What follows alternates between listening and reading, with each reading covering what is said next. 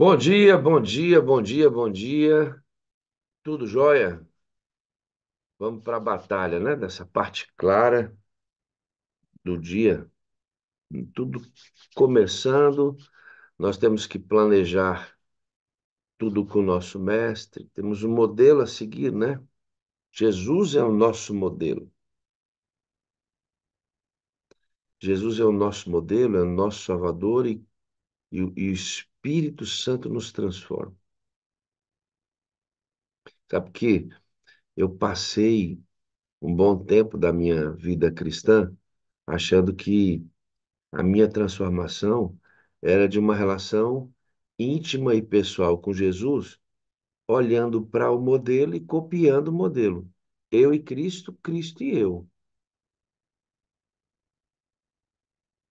Tem até uma meditação chamada Cristo, meu modelo, né? Só que quando você estuda todo o plano da redenção, você vai ver que, de fato, o cristianismo é imitar o modelo que é Cristo. Mas tem que ter um poder em você. Nós não seríamos capazes de fazer isso se não fosse o poder do Espírito. E também nós nem desejaríamos fazer isso se não fosse o poder do Espírito Santo. Copiar Jesus Cristo não é uma questão ética ou moral. Nossa, que ser humano ele foi, né? Vou copiá-lo. Não, é uma questão de ser feito nova criatura pelo Espírito. E o Espírito de Cristo em mim diviniza o ser humano no sentido de dar esta, este impulso de querer ser semelhante a Cristo. O cristianismo é impulso, né? Impulso. Não apenas uma consciência moral. Eu tenho que insistir com isso.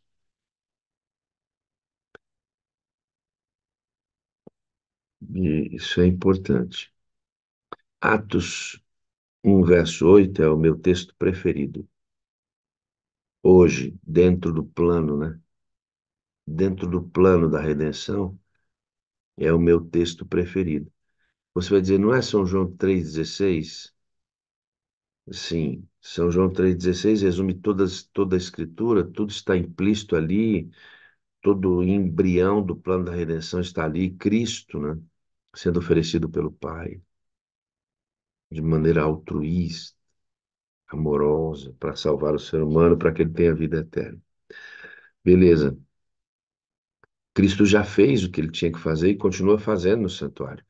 Agora, na fase, nós precisamos entender urgentemente: recebereis poder ao descer sobre vós o Espírito Santo, e sereis minhas testemunhas de Jerusalém, Judéia, Samaria, os confins da terra. Prestem atenção. Eu disse aqui ontem e vou repetir. Nós não fomos chamados para sermos pregadores, muito embora seja o ofício da testemunha, pregar com a vida e com a palavra. Mas nós não fomos chamados para sermos pregadores. Fomos chamados para sermos testemunhas. Nem sempre os pregadores dão a vida pelo que pregam, mas as testemunhas dão a vida pelo que pregam. É muito diferente, muito diferente. E aqui eu preciso, dentro desse texto, ressaltar duas coisas muito importantes. O processo da redenção começa em você, recebendo o Espírito Santo, que Jesus enviou. Ele começa a trabalhar de fora para dentro para você olhar para a cruz. E quando você aceita Jesus, ele começa a trabalhar de dentro para fora, para você exatamente se assemelhar a ele. Qual é o centro de tudo isso? Jesus Cristo. O trabalho do Espírito Santo é glorificá-lo, fazê-lo evidente para nós. Esse é o trabalho dele. essa é a primeira coisa. E a segunda, e aqui me parece bastante lógico, quando Lucas 11 diz: Pedi e dá-se-vos-á, buscai e achareis, batei e abre-se-vos-á, pois todo que pede recebe. Você acredite no que eu vou dizer para você aqui, antes da gente ouvir nosso primeiro hino e fazer nossa primeira oração aqui. Existem adventistas do sétimo dia, jovens e antigos, que acreditam que não é necessário pedir o Espírito Santo. Nós já o temos. Ele não já foi enviado? Cristo não o enviou? Então, se ele foi enviado e existe a promessa que estará conosco para sempre, por que pedir? Amigo, a chavinha mestre para você ter o Espírito Santo é pedir a Cristo ao ponto de incomodá-lo pela necessidade que você tem. Pedir, pedir, pedir. Ellen White diz que o Espírito Santo é dado na proporção do desejo do objeto. O Espírito Santo é dado para mim na proporção em que eu desejo ter. Se não tenho desejo, não tenho.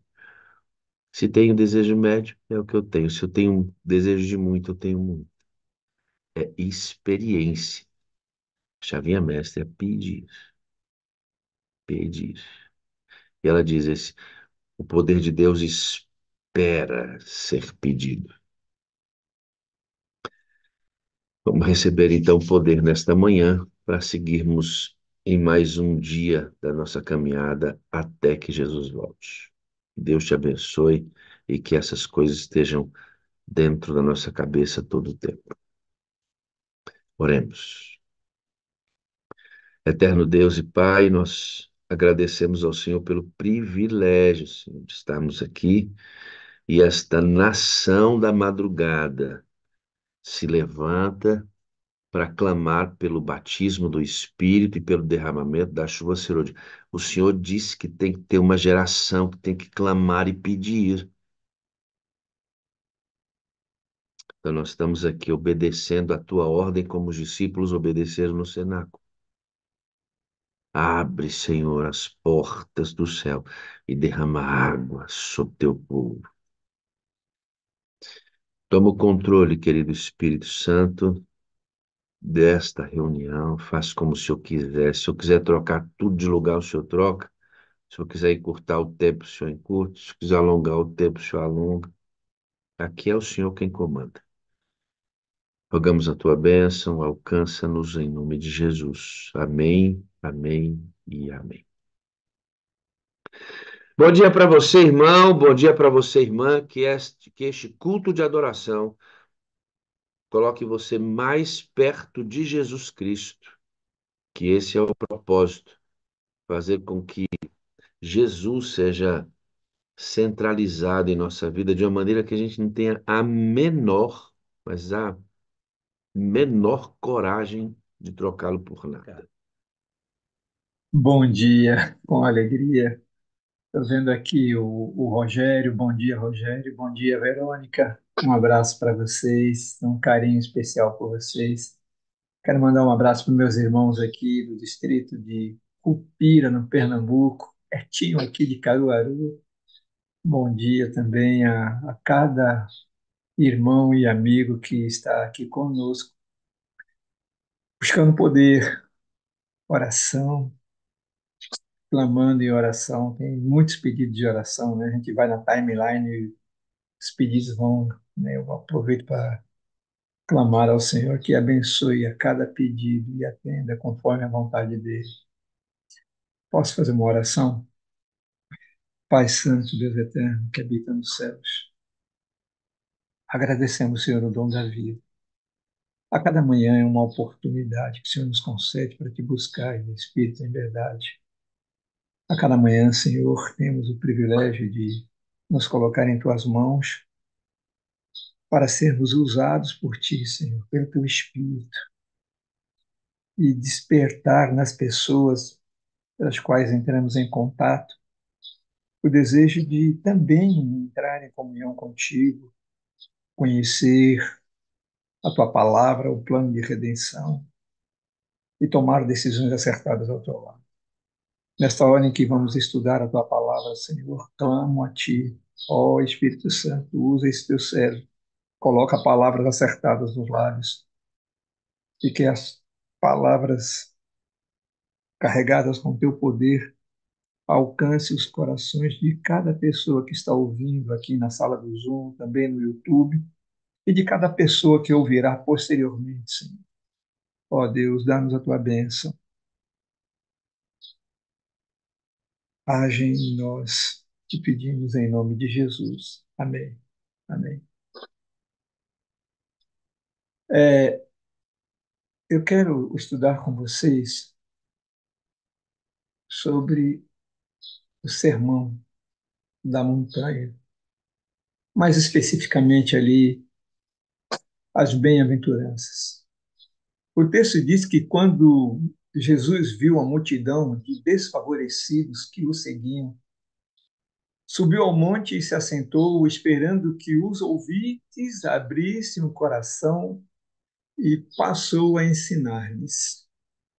Todas as vezes que eu coloquei essa frase aqui, eu acrescentei, né, esperando que os ouvintes abrissem o coração, é porque todas as vezes que a gente fala ou que um pregador se levanta para anunciar a palavra, ele espera e ora para que os ouvintes abram o coração às palavras que serão proferidas.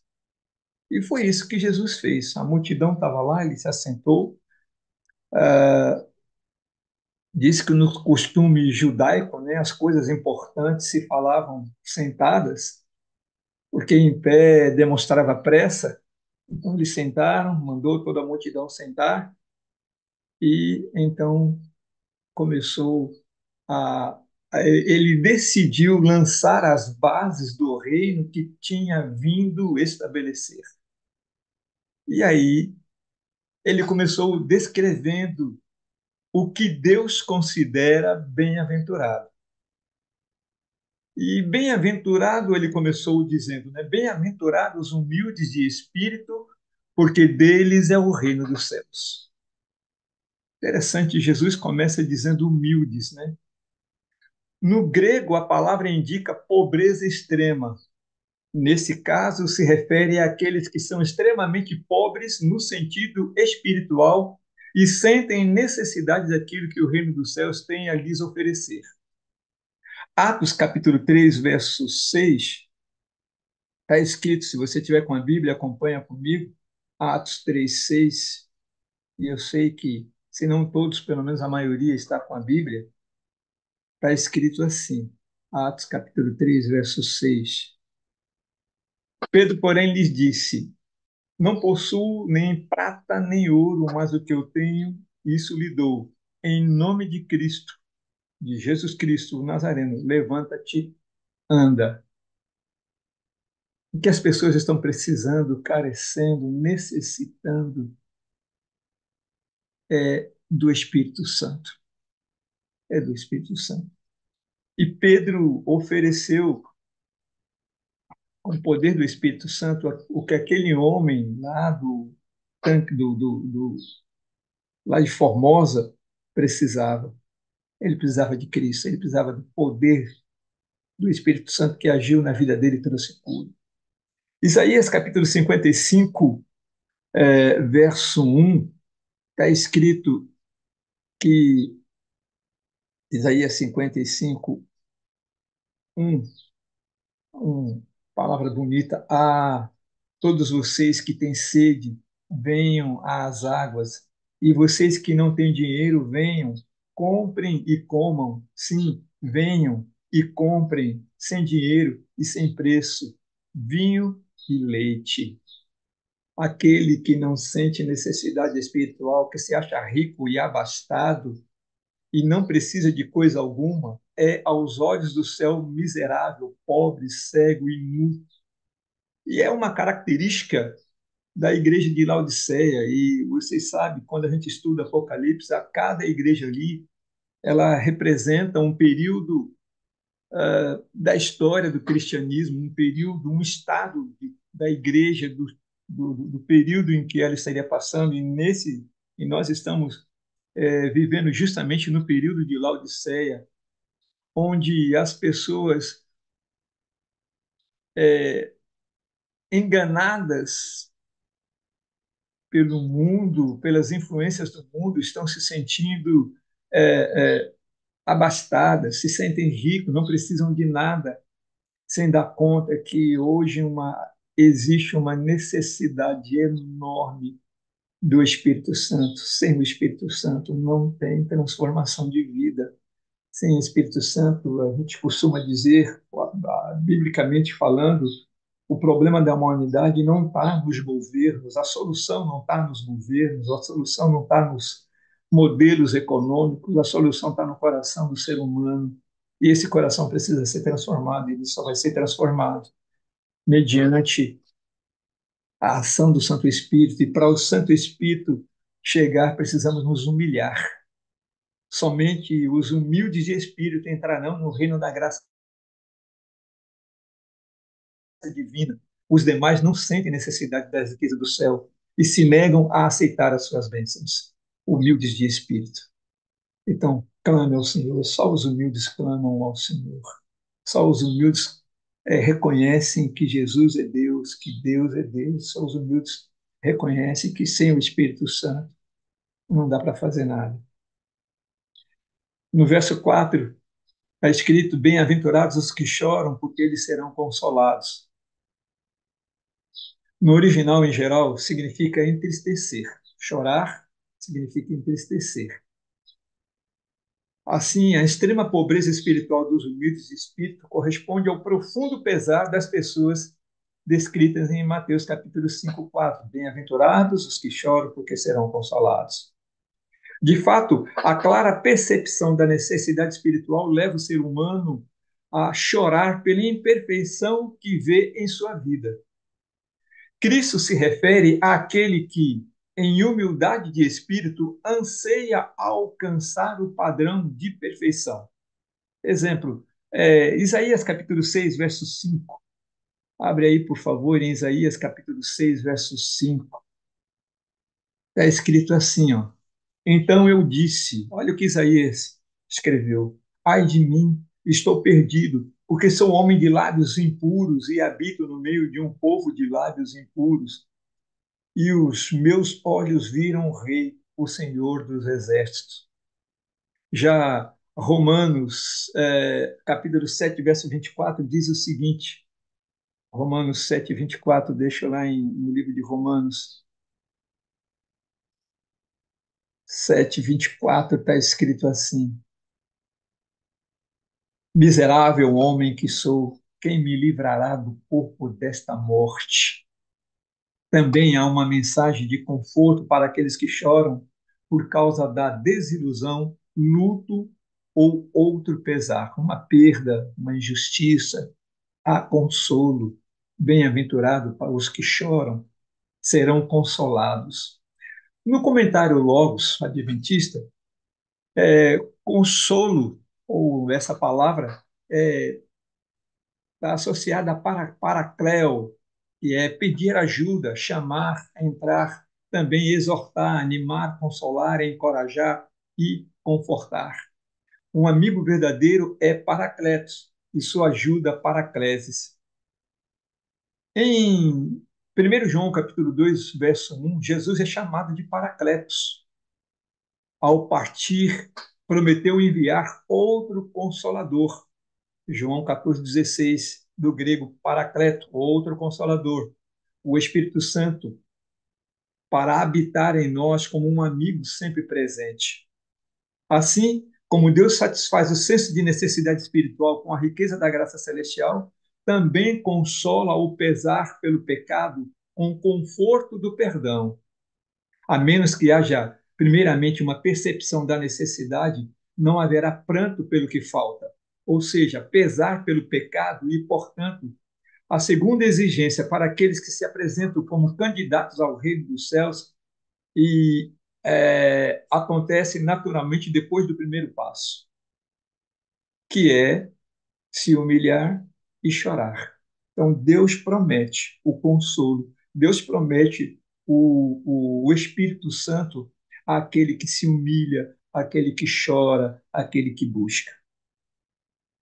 E eu repito, precisamos clamar a unção do Santo Espírito para que possamos enxergar a nossa falta, para que a gente possa perceber a nossa miserabilidade, né? Paulo percebeu isso, miserável homem que sou. Paulo não queria morrer eternamente. Paulo sabia que ele precisava se entregar. Ele reconhecia, ele buscava e clamava por Deus, clamava pelo Espírito Santo. Se humilhar e orar. Quando a gente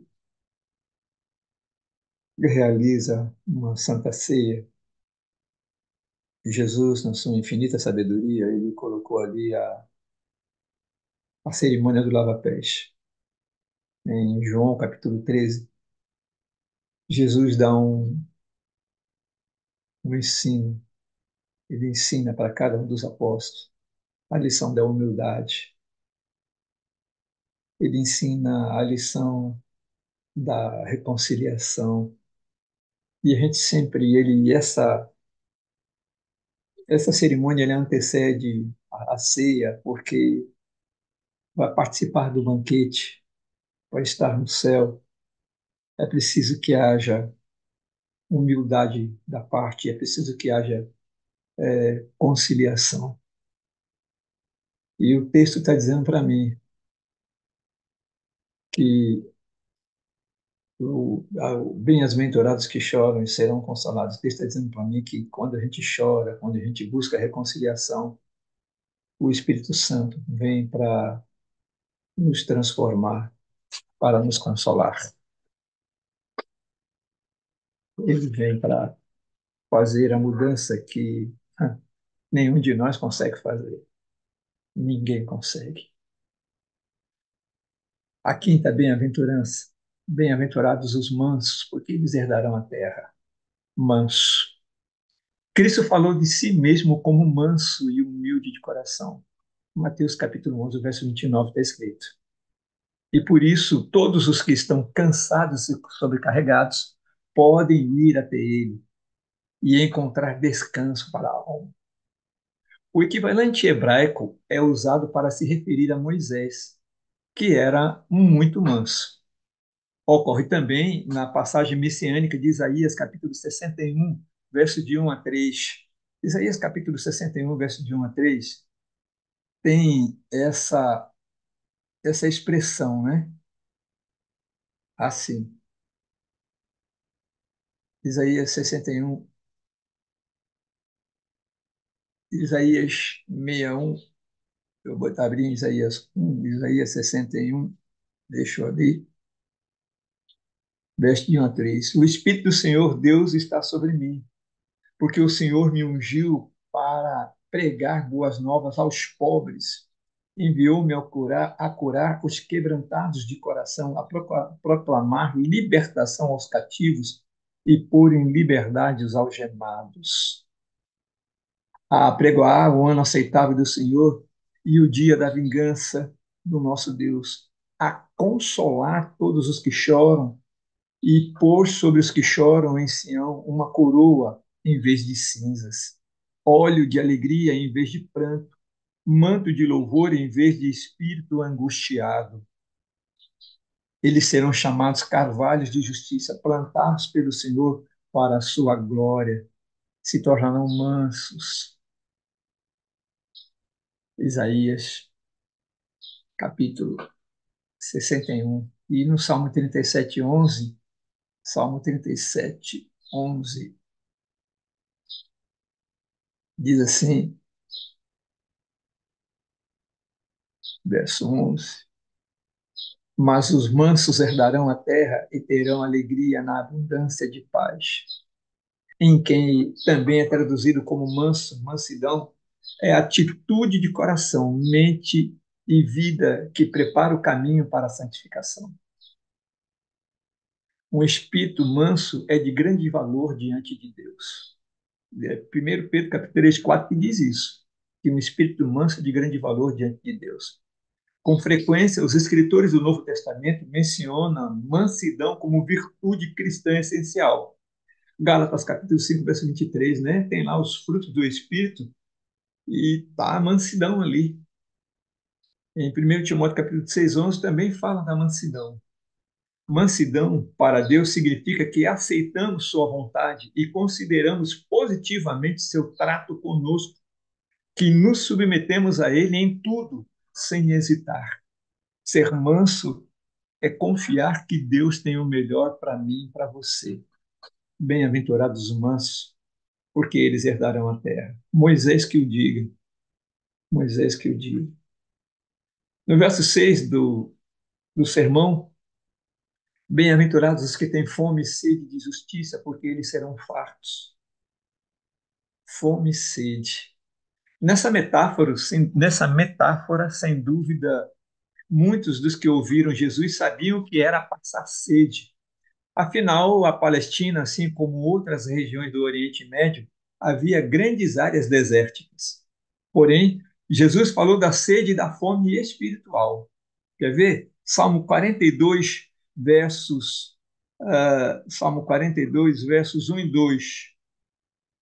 Está escrito assim: Assim como a costa suspira pelas correntes das águas, assim por ti, ó Deus, suspira a minha alma.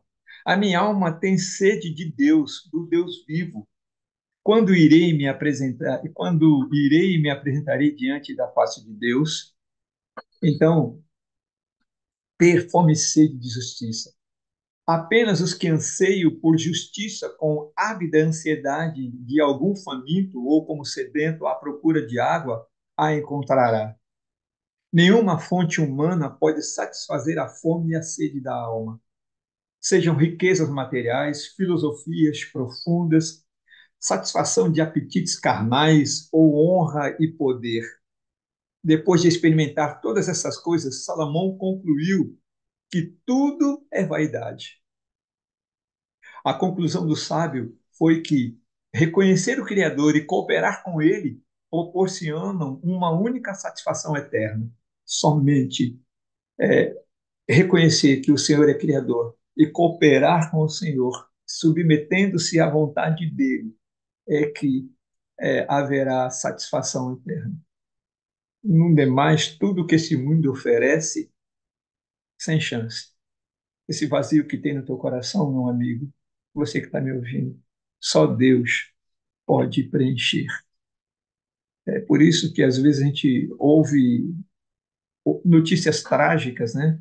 De pessoas que são ricas e se envolvem com droga, pessoas que são famosas, têm tudo nas mãos, bonitas, conhecidas pelo seu talento e acabam tirando a vida, fazendo coisas que a gente fica pensando, né? Por que que fez isso?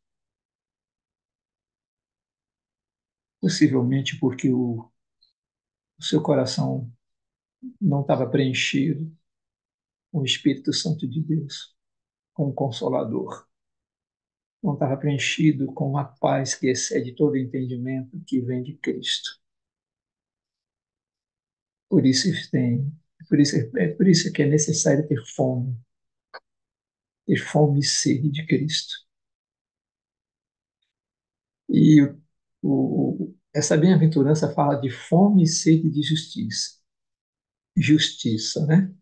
Em quase todos os casos de seu uso no Novo Testamento, a justiça, 85% de um total de 89%, a palavra grega dikaiosune é traduzida como justiça. Para os judeus, a justiça era essencialmente uma questão de conformidade com as exigências da lei, conforme interpretada pela tradição judaica. Mas para os seguidores de Cristo, justiça assumiu um significado mais amplo. Em vez de estabelecerem sua própria justiça, os cristãos foram chamados a se submeter à justiça que vem de Deus. Romanos 10:3. Buscando a justiça que é mediante a fé em Jesus Cristo. A justiça que procede de Deus, conforme Filipenses capítulo 3, verso 9. A justiça de Cristo é tanto imputada como partilhada. Justiça imputada traz justificação. A pessoa justificada cresce em graça. Pelo poder de Cristo que habita nele, o cristão ajusta a sua vida de acordo com os requisitos da lei moral apresentadas nos preceitos e exemplos de Jesus. Era isso que Jesus tinha em mente quando encorajou seus ouvintes a serem perfeitos como o Pai Celestial. Paulo observa que a vida perfeita de Jesus tornou possível, possível que o preceito da lei se cumprisse em nós, que não andamos segundo a carne, mas segundo o Espírito. E aqui tem um texto até longo, que é Romanos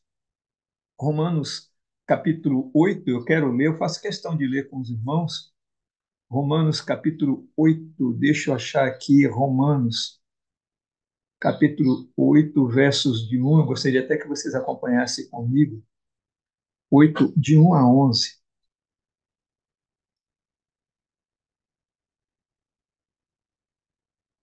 diz assim, Romanos, Romanos 8, de 1 a 11. Agora, pois, já não existe nenhuma condenação para os que estão em Cristo Jesus. Porque a lei do Espírito da vida em Cristo Jesus livrou você da lei do pecado e da morte.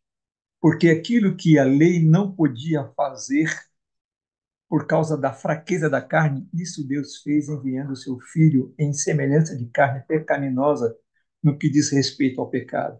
E assim Deus condenou o pecado na carne, a fim de que a exigência da lei se cumprisse em nós, que não vivemos segundo a carne, mas segundo o Espírito. Os que vivem segundo a carne se inclinam para as coisas da carne, mas os que vivem segundo o Espírito se inclinam para as coisas do Espírito. Pois a inclinação da carne é morte, mas a do Espírito é vida e paz. Porque a inclinação da carne é inimizade contra Deus, pois não está sujeita à lei de Deus, nem mesmo pode estar. Portanto, os que estão na carne não podem agradar a Deus. Vocês, porém, não estão na carne, mas no Espírito, se de fato o Espírito de Deus habita em vocês. E se alguém não tem o Espírito de Cristo, esse tal não é dele. Se, porém, Cristo está em vocês, o corpo, na verdade, está morto por causa do pecado, mas o Espírito é vida por causa da justiça. E se em vocês habita o Espírito daquele que ressuscitou Jesus dentre os mortos, esse mesmo Espírito que ressuscitou Cristo dentre os mortos vivificará também o corpo mortal de vocês, por meio do seu Espírito que habita em vocês. Isso é justiça. É a habitação do Espírito de Cristo, do Espírito Santo em nós. E esse Espírito ele vai agir de tal forma, ele vai nos transformar de maneira que a gente viva no fruto dos Espíritos. E agora eu cito Gálatas capítulo 5, versos 22 em diante, né? Gálatas capítulo 5, versos 22 em diante,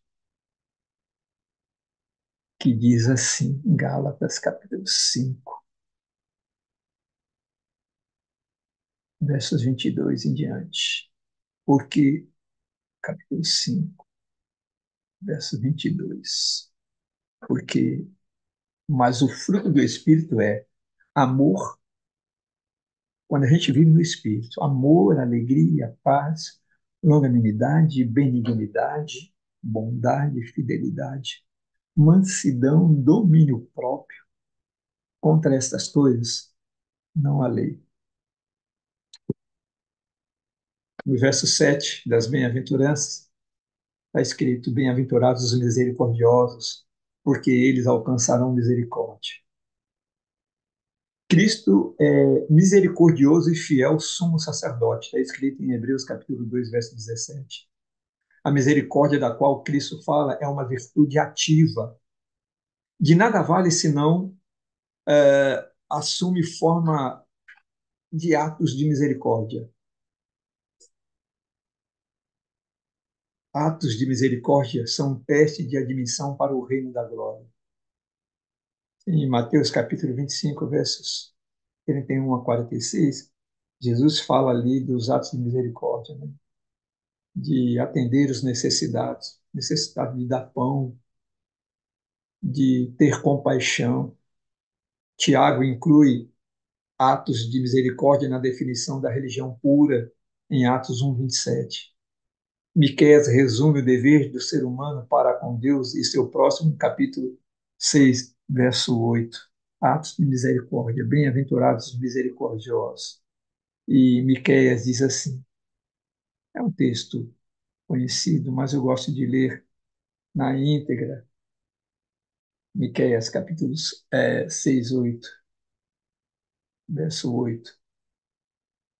Ele já mostrou a você o que é bom e o que o Senhor pede de você? E o que o Senhor pede de você? Que pratique a justiça, ame a misericórdia e ande humildemente com o seu Deus. Misericórdia. Bem-aventurados os misericordiosos, bem-aventurados que terão os que têm compaixão, porque os que têm compaixão também receberão misericórdia. Eles alcançarão. Isso acontece tanto no presente, essa misericórdia alcançada, né? Porque o texto fala bem-aventurados os misericordiosos, porque eles alcançarão. Então, isso acontecerá no dia do juízo, tanto no presente quanto no dia do juízo, tanto da parte dos seres humanos como da parte de Deus. O princípio da lei áurea, que é Mateus 7,12, se aplica tanto à maneira como tratamos os outros, quanto o tipo de tratamento que recebemos em troca. A pessoa cruel, de coração duro, de espírito medíocre, raramente recebe um tratamento gentil e misericordioso de seu próximo. Muitas vezes, os que são gentis e têm consideração pelas necessidades, pelo sentimento do próximo, recebem do mundo o mesmo tratamento. Então, quando a gente tem compaixão, também somos tratados com compaixão. Por isso, seja misericordioso. Eu também vejo a ação, o ato de ter misericórdia, o desaguar, né? A Sala 57 usa bem esse termo, desaguar. Receber o Espírito, ser transformado pelo Espírito e pelo poder do Espírito, desenvolver atos de bondade, distribuir, desaguar, amar as pessoas, ajudá-las naquilo que elas puderem. Ação de misericórdia. A oitava bem-aventurança fala dos limpos de coração, porque eles verão a Deus. A palavra traduzida como coração designa um intelecto. Mateus capítulo 13, verso 15. A palavra limpo de coração também pode ser, fala da consciência, conforme 1 João capítulo 3, versos 20 e 21. E 1 Pedro capítulo 3, verso 4, a palavra limpo de coração faz uma referência à intimidade, à pureza, o íntimo da gente. 1 Pedro capítulo 3, verso 4, só para a gente ler a palavra, né? 1 Pedro 3, 4 diz assim, deixa eu pegar aqui, 1 Pedro capítulo 3, verso 4. Mas que ela esteja no seu interior, uma beleza permanente de um espírito manso e tranquilo, que é de grande valor diante de Deus. Aqui, Pedro fazendo uma referência aos deveres de casados, né? Que a beleza de vocês não seja exterior, com tranças nos cabelos, joias de ouro e vestidos finos, que a beleza de vocês seja um espírito manso e tranquilo, que é de grande valor para Deus. Então, está no íntimo, no espírito, naquilo que você é. Pureza de coração, no sentido que Cristo usou, inclui muito mais que pureza sexual. inclui todos os traços de caráter desejável em detrimento de tudo que é indesejável. Ser limpo de coração é equivalente a ser vestido com veste de justiça de Cristo, um linho finíssimo, que são atos de justiça dos santos, são os atos de justiça dos santos. Conforme Apocalipse 19, 8, 3, 18 e 19. Isto é, perfeição de caráter. O desejo de ser como Cristo, de clamar, de buscar a Cristo. Pastor Wagner, inclusive, o Espírito Santo, como ele conduz, né?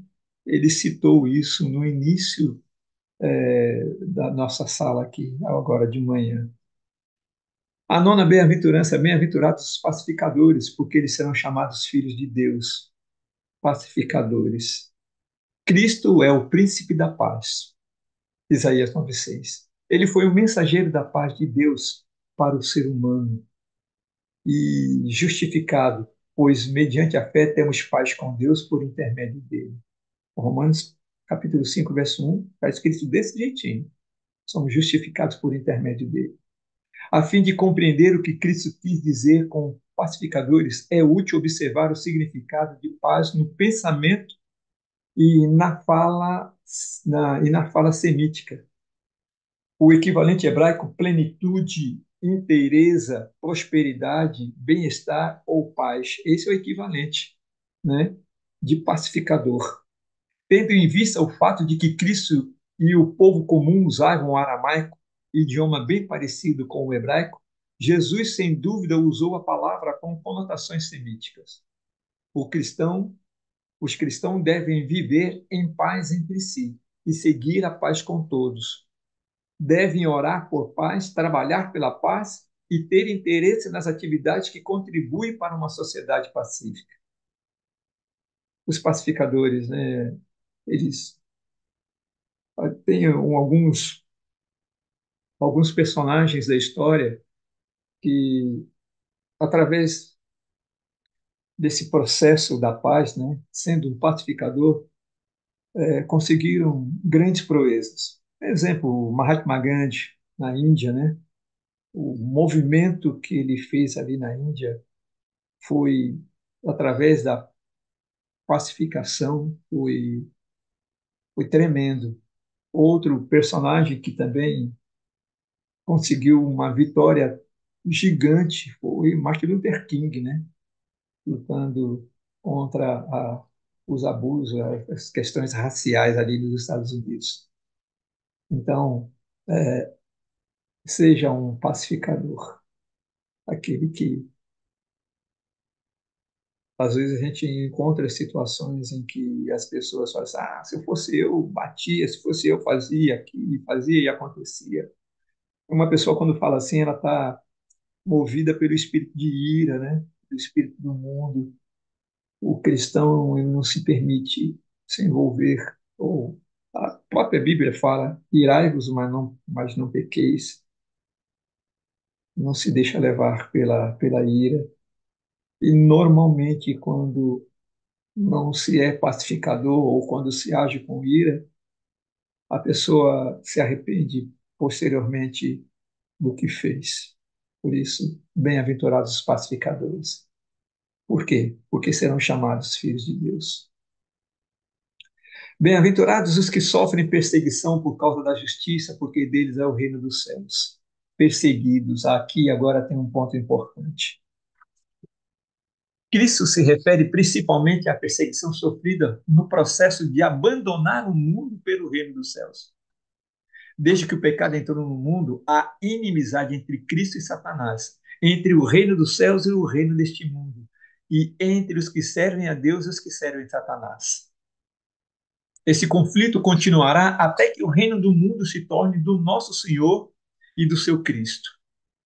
Paulo advertiu os crentes de que, através de muitas tribulações, nos importa entrar no reino de Deus. Isso está escrito em Atos, capítulo 14, verso 22. Eu vou ler. Tem várias passagens bíblicas, né, mas eu só estou lendo algumas. Atos, capítulo 14, verso 22. Paulo diz assim, ó, fortalecendo o ânimo dos discípulos, exortando-os a permanecerem firmes na fé e mostrando que, através de muitas tribulações, nos importa entrar no reino de Deus, através de muitas tribulações. Os cidadãos do reino celestial devem esperar sofrer tribulação neste mundo. Ah, Jesus disse, né? João 16:33, tem de bom ânimo, não é? João 16:30, João 16:33, tem de bom ânimo. É bem claro. Falai essas coisas para quem a mim, você, para quem falei essas coisas para quem em mim vocês tenham paz. No mundo vocês passam por aflição, mas tenham coragem. Eu, eu tenho coragem, eu venci o mundo. Eu venci o mundo. Pois os cidadãos do reino celestial devem esperar sofrer tribulação neste mundo, pois o caráter ideal, aspiração e conduta deles, sã testemunha silenciosa contra são a sã testemunha silenciosa contra o mal deste mundo. 1 João capítulo 3, verso 12. 1 João 3:12.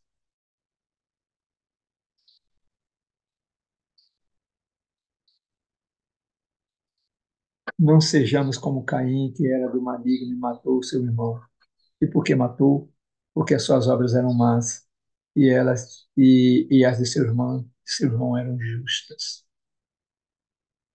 Os inimigos do reino celestial perseguiam Cristo, o Rei, e é de esperar que persigam seus súditos, seus filhos leais.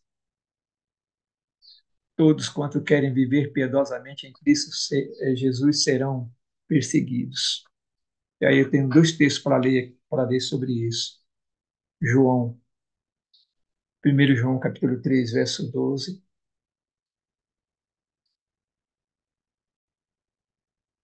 Eu acabei lendo o texto errado para vocês. Primeiro é João capítulo 15, verso 20.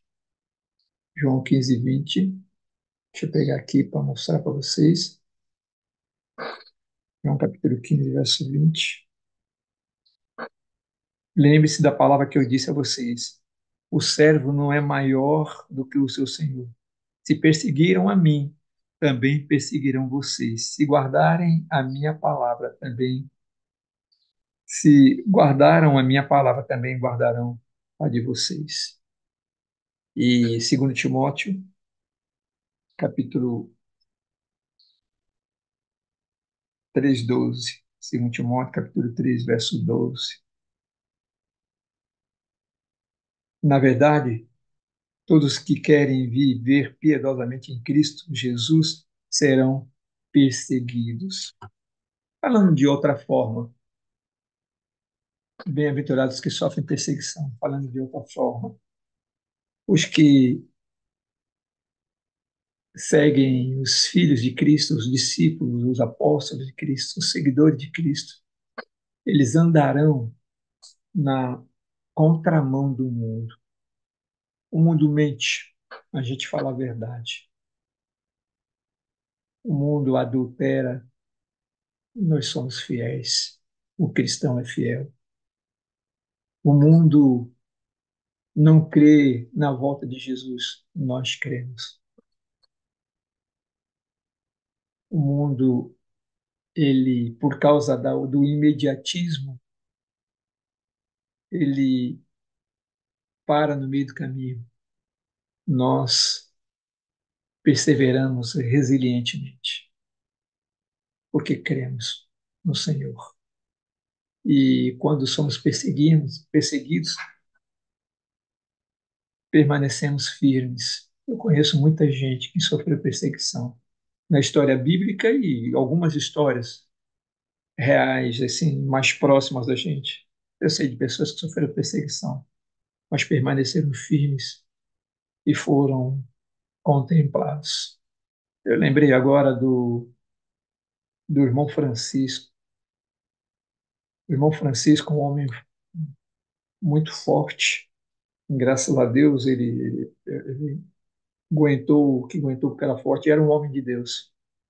Ele foi preso enganado. A polícia pegou ele, confundiu ele com um criminoso de alta periculosidade e levaram ele preso. E bateram nele, muitas vezes bateram nele. E ele dizia que ele não era a pessoa que eles estavam dizendo que ele era. E batiam nele para que ele entregasse os comparsas dele. E o irmão, todo moído ali na prisão, ele cantava hinos de louvores a Deus. Era o que consolou ele naquele período. Ele passou aproximadamente 8 dias naquela prisão, apanhando da polícia, daqueles homens. Mas todas as noites ele cantava, até que no 8º dia conseguiram encontrar o, o sósia, né? Porque confundiram com ele, o sósia dele. E aí soltaram, libertaram ele, pediram desculpas, foi um engano e soltaram ele. O irmão Francisco dando, Francisco não, Carlito, o irmão Carlito, dando testemunho na igreja, e ele dizia assim: eu não sei por que Deus permitiu aquilo. Talvez para que, pelo meu testemunho, pelos louvores, que a única coisa que me consolava naquele momento era os hinos que me vinham à mente e eu cantava, era o que me consolava, o que amenizavam a minha dor. Talvez para que aquelas pessoas que me viram apanhar e que me viram louvar a Deus naquelas circunstâncias pudessem ser impactadas. Eu não sei se vou encontrar com alguma daquelas pessoas que estavam nas celas vizinhas onde eu estava.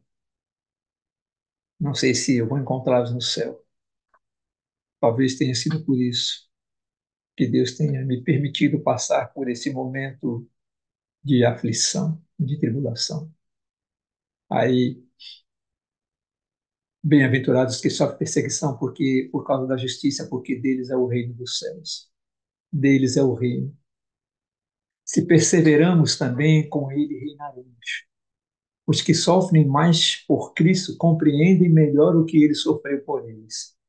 É apropriado que a primeira e a última bem-aventurança assegurem que essas pessoas serão súditas no reino de Cristo. Os que cumprem essas 8 qualificações para a cidadania são dignos de um lugar no reino.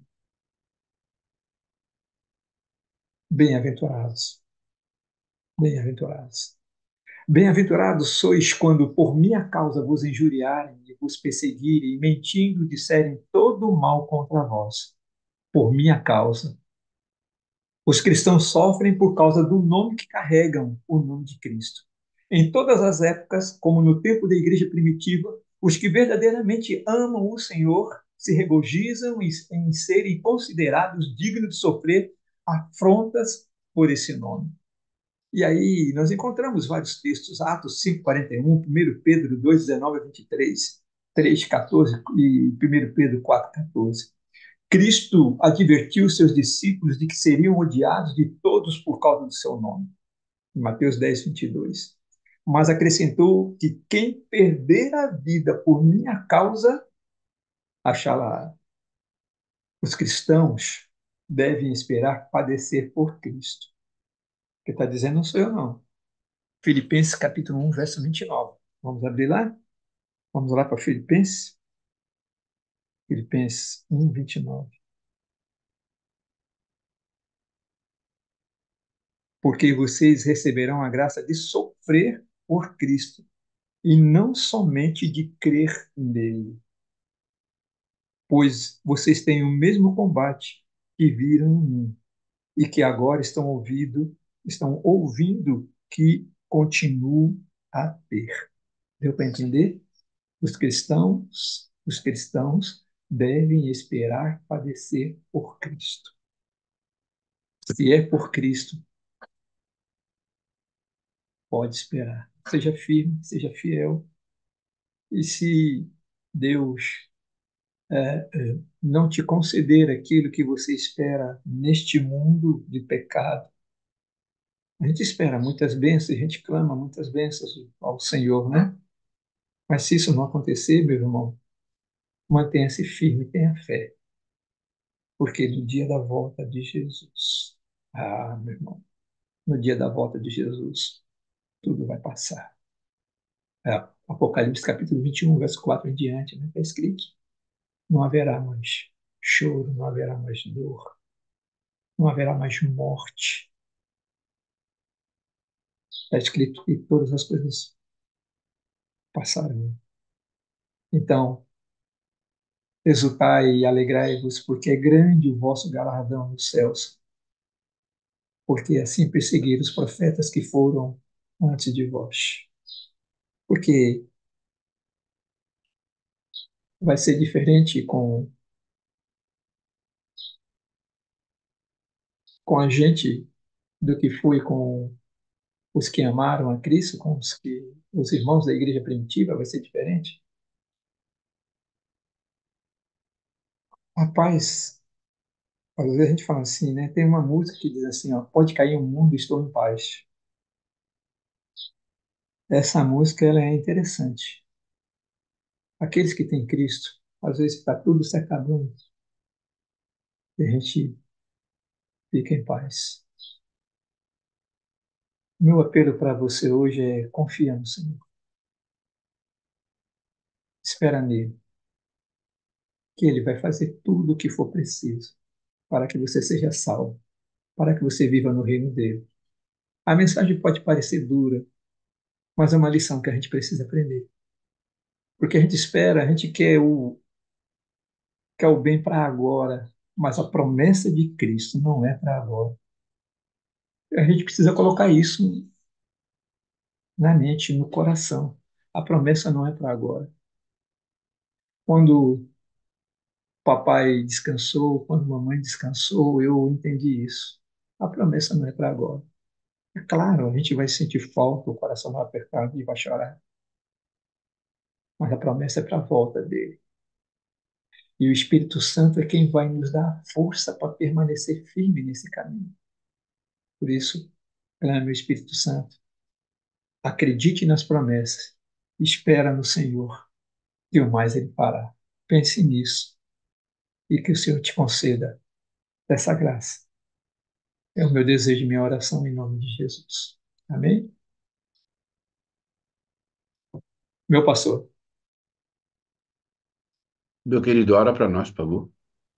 Pai Celestial, Deus eterno, te agradecemos porque tua palavra, ela nos alerta, ela nos prepara, ao mesmo tempo a tua palavra nos conforta com a promessa de que o Senhor voltará para nos tirar deste mundo, dessa situação em que o mundo se encontra. É verdade, Senhor, nós podemos receber respingos de andar na tua presença, a alegria, a paz, mesmo que o mundo esteja desabando à nossa volta, ao ter o teu Espírito agindo em nós. Te agradecemos e pedimos que venhas a nos encher com este poder, dando-nos mansidão, concedendo-nos sabedoria, discernimento, coragem para deixar de lado aquilo que precisamos deixar, coragem para nos manter nos santos caminhos, te buscando e te servindo, testemunhando. Nos concede essa graça, Senhor. E aí, certamente, veremos o fruto do nosso testemunho e pessoas sendo alcançadas e a tua volta sendo apressada, Senhor. Pedimos que nos conceda essa graça. Abençoa, Senhor, te peço, a cada filho que já passou por esta sala, que hoje por algum motivo está afastado, Senhor, não está participando conosco. Ó Deus, trazei-o para que ele possa ser